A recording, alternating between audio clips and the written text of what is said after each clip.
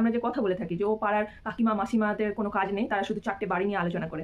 তো এই যে আলোচনা করে যে কাকিমা মাসিমারা তারা তো কারো মা, তাহলে এই মায়ের কি সংশোধনের দরকার নেই? মানে আমার যদি একটা বয়স বা বুদ্ধি হয়ে থাকে, তো আমি কি কোনোদিন এই মাকে বলতে পারি না যে যেটা করছো সেটা ভুল, অন্য বাড়ির কাউকে নিয়ে কথা বলা উচিত নয়?